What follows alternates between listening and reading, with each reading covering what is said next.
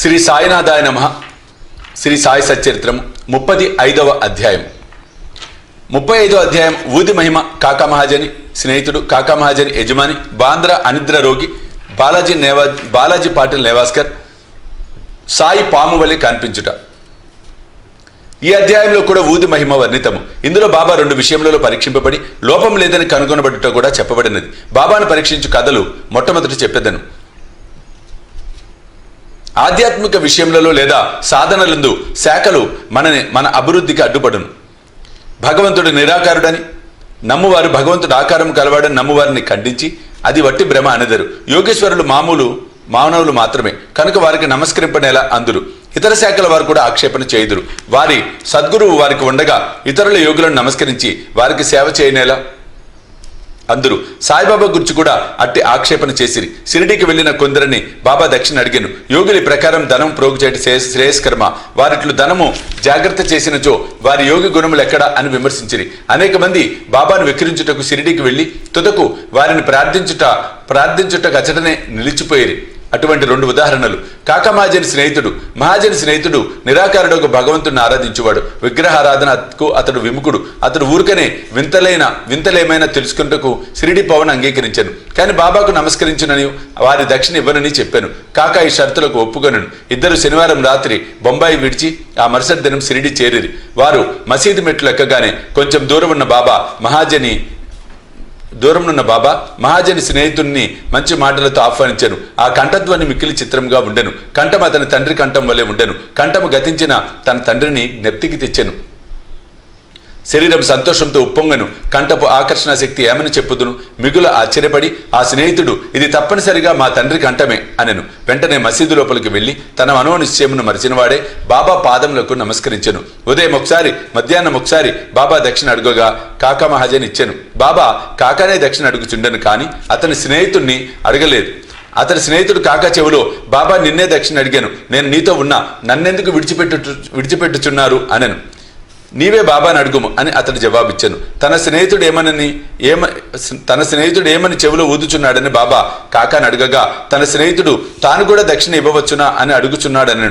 బాబా నీకిచ్చుటకు మనమున ఇష్టము లేకుండెను, అందుకే నిన్ను అడగలేదు, కానీ ఇప్పుడు ఇష్టమున్న ఎడల ఇవ్వవచ్చులే అనెను.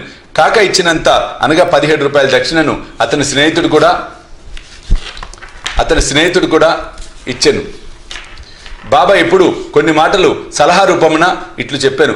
నీవు దానిని తీసివేయము, మనకు మధ్య ఉన్న అడ్డును తీసివేయము. అప్పుడు మనము ఒకరినొకరు ముఖాముఖి చూచుకొనగలము, కలుసుకొనగలము. పోవుటకు బాబా వారికి సెలవు ఇచ్చెను.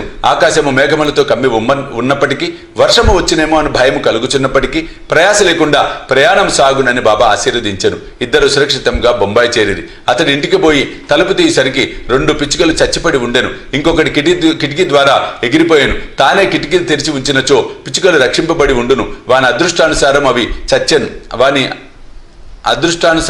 అవి చచ్చెను. 3వ దాన్ని రక్షించుటకై బాబా త్వరగా తనను పంపెను అని అనుకొనెను.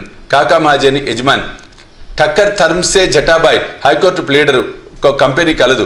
దానిలో కాకా మేనేజర్గా ఉండెను. యజమాని మేనేజర్ను అన్యోన్యంగా ఉండేవారు. కాకా షిరిడీకి అనేక సార్లు పోవుట, కొన్ని దినములు అచ్చట ఉండి తిరిగి బాబా అనుమతి పొంది వచ్చుట మొదలగునవి టక్కర్కు తెలియను.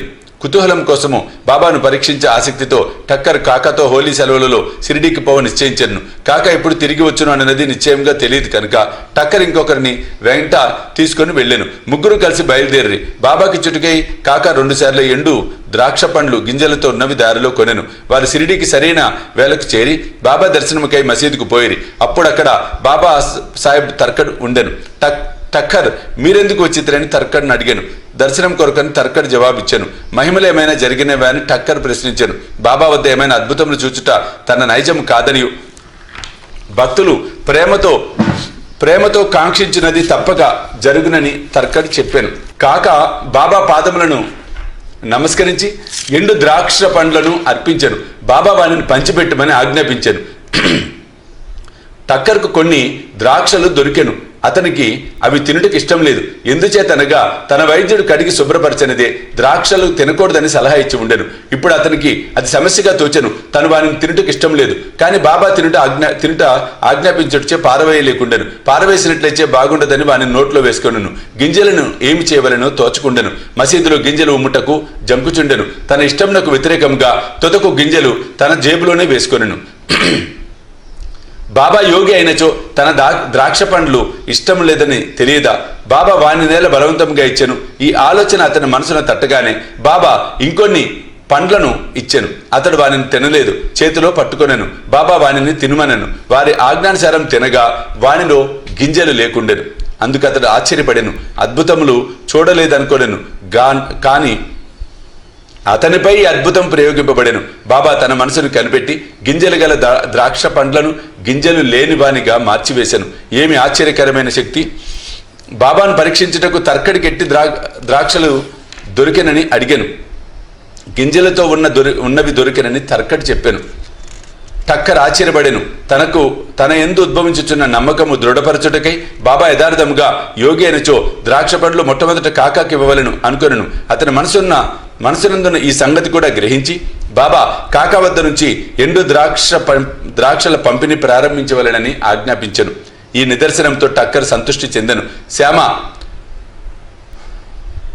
టక్కర్ను కాకా యజమానిగా బాబాకు పరిచయం చేశాను. అందుకు బాబా ఇట్లనెను, అతడెట్లు వీనికి యజమాని కాగలడు? అతని యజమాని వేరొకరు కలరు. కాకా ఈ జవాబుకు చాలా ప్రీతి చెందెను. తన మనోనిశ్చయమును మరచి టక్కర్ బాబాకు నమస్కరించి బాడకు తిరిగిపోయాను. మధ్యాహ్న హారతైన పిమ్మట వారందరూ బాబా వద్ద సెలవు తీసుకున్నట్టుకు మసీదు పోయిరి. శ్యామ వారి పక్షమును మాట్లాడెను. బాబా ఇట్లు చెప్పతొడంగెను, ఒక చెంచల మనస్సు గల ఒక పెద్ద మనిషి ఉండెను. అతనికి ఆరోగ్యము ఐశ్వర్యము కూడా ఉండెను. ఎట్టి విచారములు లేకుండెను. అనవసరమైన ఆరాటము పైన వేసుకొని అక్కడక్కడ తిరుగుచూ మనశ్శాంతిని పోగొట్టుకొని చుండెను. ఒక్కొక్కప్పుడు భారములన్నీ వదిలివేయుచుండెను, మరొకప్పుడు వానిని మోయిచుండెను. అతని మనస్సుకు నిలకడ లేదు. అతని స్థితి కనికరించి నేను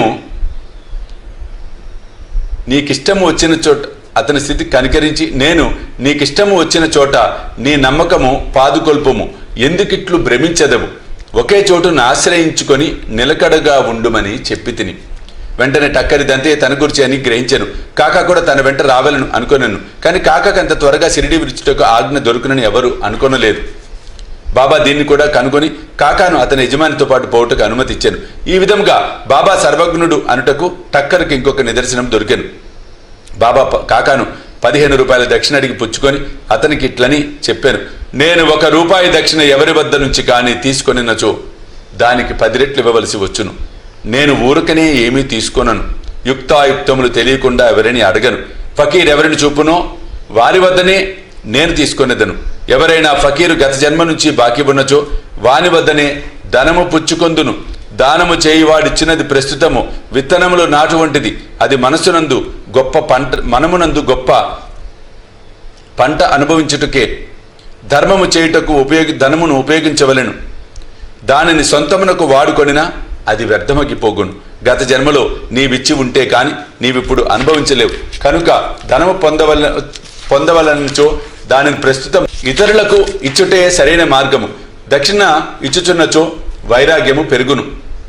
దాని వలన భక్తి జ్ఞానములు కలుగును. 1 రూపాయినిచ్చి 10 రూపాయలు పొందవచ్చును. ఈ మాటలు విని టక్కర్ తన నిశ్చయమును మరిచి 15 రూపాయలు బాబా చేతిలో పెట్టాను. షిరిడీకి వచ్చుట మేలైనది అనుకున్నాను. ఏలన అతని సంశయములు తొలగాను. అతడు ఎంతయో నేర్చుకున్నాను. అటువంటి వారి విషయంలో బాబా ప్రయోగించి యుక్తి మిక్కిలి అమోఘమైనది. అన్ని బాబాయే చేయుచున్నను, దేనియందు అభిమానం ఉంచలేదు. ఎవరైనాను నమస్కరించకపోయినను, దక్షిణ ఇచ్చినను ఇవ్వకుండాను అందరూ సమానమే. బాబా ఎవరిని అవమానించలేదు. తనను పూజించినందుకు గర్వించలేదు. తనను పూజించలేదని విచారించేవారు కాదు. వారు ద్వంద్వాతీతులు. బాంద్రా అనిద్ర రోగి. బాంద్రా నివాసి కాయస్థ ప్రభుకులముకు చెందిన ఒక పెద్ద మనుషుడు చాలా కాలం నిద్రపట్టక బాధపడుచుండేవాడు. నిద్రించుటకై నడుము వాల్చగానే గతించిన తన తండ్రి స్వప్నంలో కనిపించి తీవ్రముగా తిట్టుచుండేవాడు. ఇది అతని నిద్రను భంగపరిచి రాత్రి ఎందు అస్థిరునుగా చేయుచుండెను. ప్రతిరోజు ఇట్లు జరిగి ఏమి చేయుటకు తోచుకుండెను. ఒకనాడు అతడు బాబా భక్తునితో ఈ విషయం మాట్లాడాను. బాబా ఊదియే దీనిని తప్పనిసరిగా బాగు చేయనని అతడు సలహానిచ్చాను. అతడు వానికి కొంత ఊదినిచ్చి ప్రతిరోజు నిద్రించుటకు ముందు కొంచెం నుదుట రాసుకొని మిగతా పొట్లమును తల క్రింద దిండుకు దిగువగా పెట్టుకొనమనెను. ఇట్లు చేసిన పిమ్మట సంతోషము ఆశ్చర్యం కలుగునట్లు అతనికి మంచి నిద్ర పట్టెను. ఎట్టి చికాకు లేకుండెను. అతడు సాయిని నిత్యము స్మరించుచుండెను. సాయిబాబా పటమును తెచ్చి గోడపై వేలాడదీశాను. దానిని ప్రతిరోజు పూజించుచుండెను. గురువారం నాడు పూలమాల వేయుచుండెను. నైవేద్యము సమర్పించుచుండెను. పిమ్మట అతని వ్యాధి పూర్తిగా నయమైపోయాను. బాలాజీ పాటిల్ నేవాస్కర్ ఇతడు బాబాకు గొప్ప భక్తుడు. ఇతడు ఫలాపేక్ష లేకుండా చాలా మంచి సేవ చేశాను. ఇతడు షిరిడీలో బాబా ఏ మార్గముల ద్వారా పోచుండెనో వాటన్నిటిని తుడిచి శుభ్రం చేయుచుండెను. అతని అనంతరము ఈ పని రాధాకృష్ణమై అతి శుభ్రంగా నెరవేర్చుచుండెను. ఆమె తరువాత అబ్దుల్లా చేయుచుండెను. బాలాజీ ప్రతి సంవత్సరము పంట కోయగానే దాన్ని అంతయు తెచ్చి బాబాకు అర్పితం చేయుచుండెను. అతడు బాబా ఇచ్చిన దానితో తన కుటుంబమును పోషించువాడు. ఈ ప్రకారం అతడు చాలా సంవత్సరములు చేశాను. అతని తర్వాత అతని కుమారుడు దాన్ని అవలంబించను. ఊది ప్రభావం. ఒకనాడు బాలాజీ సంవత్సరికం నాడు నేవాస్కర్ కుటుంబం వారు కొంతమంది బంధువులను భోజనమునకు పిలిచిరి. భోజన సమయానికి పిలిచిన వారి కంటే 3 రెట్లు బంధువులు ఎక్కువ వచ్చిరి. నేవాస్కర్ భార్యకు సంశయం కలిగాను. వండిన పదార్థములు వచ్చిన వారికి చాలవనియు కుటుంబ గౌరవం భంగం కలిగినని ఆమె భయపడెను. ఆమె అత్తగారు ఓదార్చుచు, భయపడకుము, ఇది మనది కాదు, ఇది సాయి ఆహారమే. అన్ని పాత్రలు గుడ్డలతో పూర్తిగా కప్పివేయము. వానిలో కొంచెము ఊది వేయము. గుడ్డ పూర్తిగా తీయకుండా వడ్డన చేయము. సాయి మనలను తప్పక కాపాడును అనెను. ఆమె ఆ సలహా ప్రకారమే చేశాను. వచ్చిన వారికి భోజన పదార్థములు సరిపోవటే కాక ఇంకనూ చాలా మిగిలిను. తీవ్రంగా ప్రార్థించినచో యథాప్రకారము ఫలితం పొందవచ్చునని ఈ సంఘటన తెలియజేయుచున్నది. సాయి పాము వలె కాన్పించుట. ఒకనాడు సిరిడి నివాసి రఘుపాటిల్ నేవాసేలో ఉన్న బాలాజీ పాటిల్ ఇంటికి వెళ్ళాను. ఆనాడు సాయంకాలం ఒక పాము ఆవుల కొట్టంలోనికి బుసకొట్టుచూ దూరాను. అందులోని పశువులన్నీ భయపడి కదలజొచ్చెను. ఇంటిలోని వారందరూ భయపడిరి. కాని బాలాజీ శ్రీ సాయి ఆ రూపమున వచ్చెనని భావించెను. ఏమీ భయపడక గిన్నెతో పాలు తెచ్చి సర్పం ముందు పెట్టి ఇట్లనెను, బాబా, ఎందుకు బుసకొట్టుచున్నావు? ఎందులకి అలజడి? మమ్ము భయపెట్టదలిచిదివా? ఈ గిన్నెడు పాలను తీసుకొని నెమ్మదిగా తాగుము. ఇట్లనుచు అతడు దాని దగ్గర నిర్భయంగా కూర్చుండెను. ఇంటిలోని తక్కిన వారు భయపడి వారికి ఏమి చేయుటకు తోచుకుండెను. కొద్దిసేపటిలో సర్పము తనంతట తానే మాయమైపోయాను. ఎంత వెతికినను కనిపించలేదు. బాలాజీకి 2 భార్యలు, కొంతమంది బిడ్డలు ఉండిరి. బాబా దర్శనముకే వారు అప్పుడప్పుడు షిరిడీకి పోచుండెడు వారు. బాబా వారి కొరకు చీరలు, బట్టలు కొని ఆశీర్వచనములతో ఇచ్చుచుండెడు వారు. 35వ అధ్యాయం సంపూర్ణము. సద్గురు శ్రీ సాయినాథ్ అర్పణమస్తు. శుభం భవతు.